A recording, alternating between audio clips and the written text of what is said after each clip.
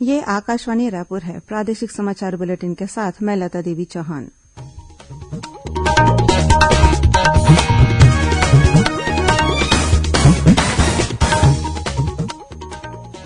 और अब पेश है आज के मुख्य समाचार। प्रधानमंत्री ने कहा है कि देश के विकास में ही देशवासियों का विकास समाहित।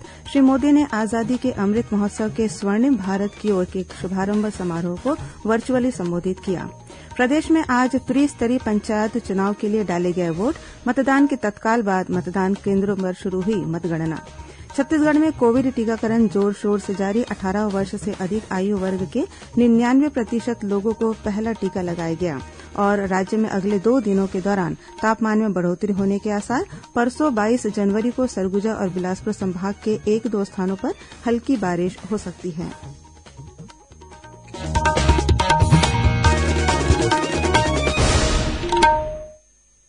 अब समाचार विस्तार से।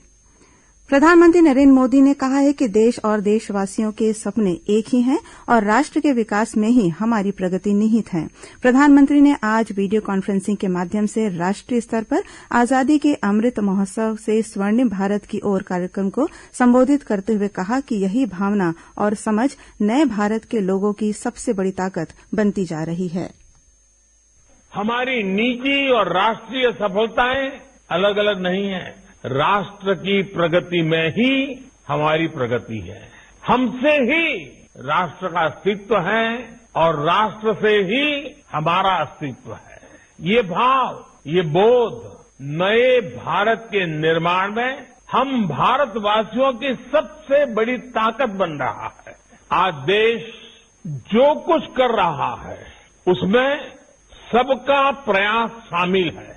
सबका साथ, सबका विकास, सबका विश्वास। आज एक और बात, सबका प्रयास। ये सब देश का मूल मंत्र बन रहा है।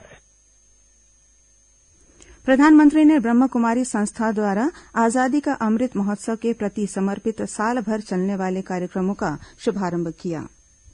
प्रदेश में त्रिस्तरीय पंचायत चुनाव के लिए आज वोट डाले गए। इन चुनावों के लिए सुबह 7 बजे से दोपहर 3 बजे तक मतदान हुआ। मतदान को लेकर बुजुर्गों, महिलाओं और युवाओं में काफी उत्साह देखा गया। मतदान के तत्काल बाद मतदान केंद्रों पर ही मतगणना शुरू हो गई। जानकारी के अनुसार कोरिया जिले में सबसे अधिक 87.30% मतदान हुआ। वहीं सबसे कम बीजापुर जिले में करीब 40% वोट पड़े। मतदान के लिए कुल 1066 मतदान केंद्र बनाए गए थे। इस बार कुल 1288 उम्मीदवार चुनाव मैदान में हैं। इनमें पंच के 330 पदों के लिए 733, सरपंच के 152 पदों के लिए 455, जनपद सदस्य के 27 पदों के 88 और जिला पंचायत सदस्य के 3 पदों के लिए 12 प्रत्याशी अपनी किस्मत आजमा रहे हैं। इससे पहले राज्य निर्वाचन आयुक्त डॉ ठाकुर राम सिंह ने आज रायपुर जिले के आरंग विकासखंड के ग्राम पंचायत गुल्लू और बनरसी में मतदान केंद्रों में पहुंचकर मतदान प्रक्रिया का निरीक्षण किया। इस बीच महासमुंद जिले के सरायपाली जनपद क्षेत्र के ग्राम पंचायत बटकी में होने वाले उपचुनाव को हाईकोर्ट के आदेश के बाद स्थगित कर दिया गया। केंद्रीय स्वास्थ्य मंत्री डॉक्टर मनसुख मांडविया ने कहा है कि देश में अब तक 160 करोड़ से अधिक कोविड रोधी टीके लगाए जा चुके हैं। अपने ट्वीट संदेश में डॉक्टर मांडविया ने लोगों से टीका लगाने के बाद भी कोविड से बचाव के दिशा निर्देशों का पालन करने का अनुरोध भी किया है। इधर छत्तीसगढ़ 18 वर्ष से अधिक आयु वर्ग के सभी नागरिकों को कोरोना से बचाव का पहला टीका लगाने के काफी करीब पहुंच गया है। इस आयु वर्ग के 99% लोगों ने पहला टीका लगवा लिया है। वहीं 68% लोगों ने टीके के दोनों डोज लगवा ली हैं। प्रदेश में 15 से 18 आयु समूह के 55% से अधिक किशोरों को कोरोना रोधी टीके की पहली डोज दी जा चुकी है। साथ ही 1,47,000 से अधिक स्वास्थ्यकर्मियों और फ्रंटलाइन वर्कर्स को प्रिकॉशन डोज भी लगाया जा चुका है। प्रदेश में कल कोरोना संक्रमण के 5,625 नए मामले सामने आए। इनमें रायपुर जिले में सबसे अधिक 1,547 मरीज मिले हैं। इस समय प्रदेश भर में 32,000 से अधिक मरीजों का विभिन्न अस्पतालों या होम आइसोलेशन में इलाज चल रहा है। वहीं कोरोना संक्रमण से कल प्रदेश में 9 लोगों की मृत्यु हुई। राज्य में औसत पॉजिटिविटी दर 10% से अधिक चल रही है। कल राज्य में 54,000 से अधिक नमूनों की कोरोना जांच की गई। उधर कोरिया जिले में कोरोना के बढ़ते संक्रमण को देखते हुए कलेक्टर कुलदीप शर्मा ने जिले के राजकीय, निजी विश्वविद्यालय और शासकीय तथा अशासकीय महाविद्यालयों में कक्षाओं का संचालन ऑनलाइन पद्धति से करने को कहा है। साथ ही शैक्षिक और अशैक्षिक अमले की रोस्टर पद्धति से 1/3 उपस्थिति के निर्देश दिए हैं। वहीं दुर्ग जिले में भिलाई इस्पात संयंत्र के जन स्वास्थ्य विभाग द्वारा कोरोना संक्रमण से बचाव और सावधानी के लिए जागरूकता रथ को हरी झंडी दिखाकर रवाना किया गया। परीक्षा पे चर्चा का 5वां संस्करण फरवरी में आयोजित किया जाएगा। कार्यक्रम के लिए पंजीकरण की आज अंतिम तिथि है। परीक्षा पे चर्चा प्रतियोगिता पिछले वर्ष 28 दिसंबर से माई जीओवी पोर्टल पर शुरू की गई थी। प्रधानमंत्री नरेंद्र मोदी ने मन की बात कार्यक्रम में इस प्रतियोगिता में बढ़ चढ़कर हिस्सा लेने का आग्रह किया था। प्रादेशिक समाचार आप आकाशवाणी रायपुर से सुन रहे हैं। छत्तीसगढ़ की खबरों से है आपका वास्ता और खबरों की विश्वसनीयता से है हमारा वास्ता। आकाशवाणी समाचार रायपुर के प्रादेशिक समाचार बुलेटिन के साथ ही हमारे समसामयिक कार्यक्रम आप रेडियो के अलावा अपने मोबाइल पर भी सुन सकते हैं। आकाशवाणी समाचार फेसबुक, ट्विटर और यूट्यूब पर भी उपलब्ध है। हमारा Facebook page Chhattisgarh news on AIR, Twitter handle CGAIR news और हमारा यूट्यूब चैनल है छत्तीसगढ़ AIR न्यूज। तो अब रेडियो के साथ ही आपके मोबाइल के जरिए भी हम पहुंच रहे हैं आप तक। छत्तीसगढ़ की हर खबर के लिए सुनते रहिए आकाशवाणी समाचार। और अब आगे बढ़ते हैं बाकी के समाचारों की ओर।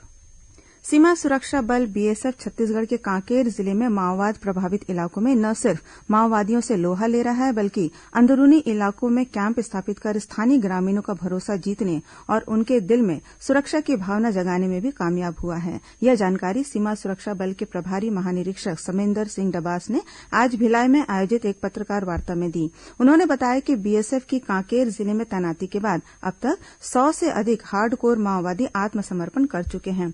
वहीं BSF के जवानों के साथ मुठभेड़ में 9 माओवादी अब तक मारे गए हैं। सीमा सुरक्षा बल द्वारा 1000 से अधिक माओवादियों को गिरफ्तार कर 500 से अधिक IED को भी बरामद किया गया है। दंतेवाड़ा और सुकमा जिले की सीमा पर हुई मुठभेड़ में एक महिला माओवादी मारी गई है। मिली जानकारी के अनुसार सुकमा जिले के मारजूम इलाके में DRG, STF और CRPF का संयुक्त दल तलाशी अभियान पर निकला था। इस दौरान माओवादियों ने अचानक सुरक्षा बलों पर हमला कर दिया। जवाबी कार्रवाई में एक महिला माओवादी मारी गई। वहीं इसी जिले के कुरीकुंडम इलाके में सुरक्षा बलों ने माओवादियों के अस्थायी कैंप से 3 नग भरमार बंदूक और एक IED सहित बड़ी मात्रा में माओवादी सामग्री बरामद की है। जिले के पुलिस अधीक्षक सुनील शर्मा ने बताया कि CRPF और DRG की संयुक्त टीम ने यह कार्रवाई की है।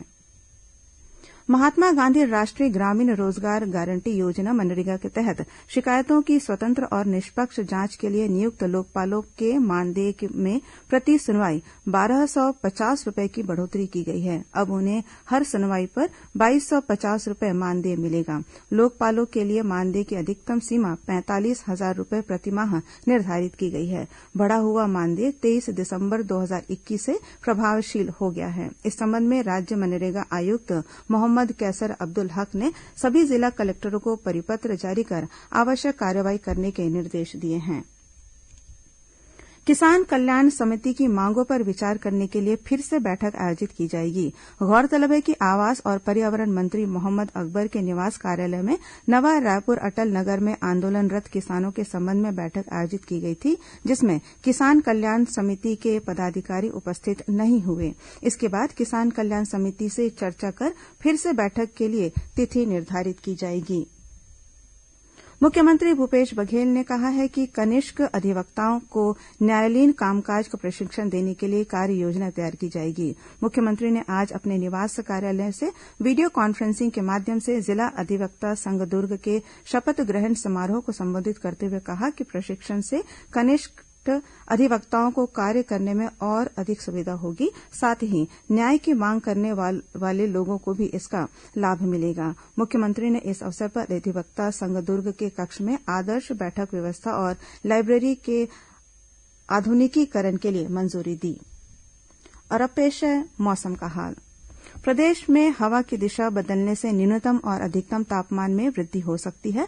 मौसम विभाग से मिली जानकारी के अनुसार प्रदेश के उत्तरी भाग में उत्तर पूर्व और दक्षिणी भाग में दक्षिण पश्चिम से हवाएं आ रही हैं। इसके असर से कल से 23 जनवरी तक न्यूनतम और अधिकतम तापमान में वृद्धि होने के आसार हैं। वहीं 22 जनवरी को सरगुजा और बिलासपुर संभाग के जिलों में 1-2 स्थानों पर हल्की बारिश होने की संभावना है। वहीं 1-2 स्थानों पर गरज चमक के साथ आकाशीय बिजली गिरने की भी चेतावनी दी गई है।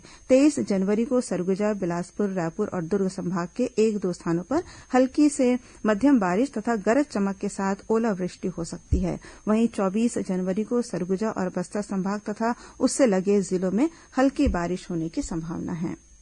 अब कुछ अन्य खबरें संक्षिप्त में। मुख्यमंत्री भूपेश बघेल ने शहीद गैंद सिंह की शहादत दिवस पर उन्हें नमन किया है। इस मौके पर उन्होंने कहा कि शहीद गैंद सिंह का बलिदान युगों तक याद किया जाएगा। सुनो रायपुर थीम पर आयोजित किए गए रायपुर पुलिस के सड़क सुरक्षा और यातायात जागरूकता अभियान को एशिया बुक ऑफ रिकॉर्ड्स तथा इंडिया बुक ऑफ रिकॉर्ड्स में दर्ज किया गया है। जांजगीर चांपा जिले में बलौदा क्षेत्र के कोरबी गांव में एक युवक की मौत के बाद ग्रामीणों ने सड़क पर चक्काजाम कर दिया। प्रशासन द्वारा मृतक के परिजनों को 25,000 रूपये की आर्थिक सहायता राशि की घोषणा करने के बाद ग्रामीणों ने चक्काजाम समाप्त किया।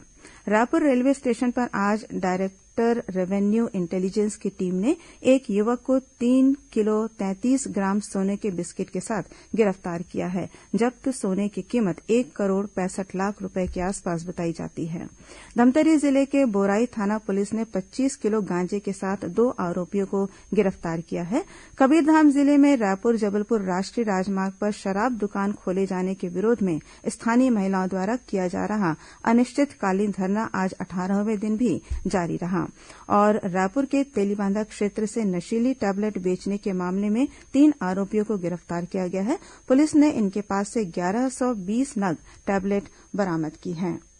अंत में मुख्य समाचार एक बार फिर। प्रधानमंत्री ने कहा है कि देश के विकास में ही देशवासियों का विकास समाहित। श्री मोदी ने आजादी के अमृत महोत्सव के स्वर्णिम भारत की ओर के शुभारंभ समारोह को वर्चुअली संबोधित किया। प्रदेश में आज त्रिस्तरीय पंचायत चुनाव के लिए डाले गए वोट। मतदान के तत्काल बाद मतदान केंद्रों पर शुरू हुई मतगणना। छत्तीसगढ़ में कोविड टीकाकरण जोर शोर से जारी। 18 वर्ष से अधिक आयु वर्ग के 99% लोगों को पहला टीका लगाया गया। और राज्य में अगले 2 दिनों के दौरान तापमान में बढ़ोतरी होने के आसार। परसों 22 जनवरी को सरगुजा और बिलासपुर संभाग के 1-2 स्थानों पर हल्की बारिश हो सकती है। इसी के साथ प्रादेशिक समाचार बुलेटिन समाप्त हुआ। नमस्कार।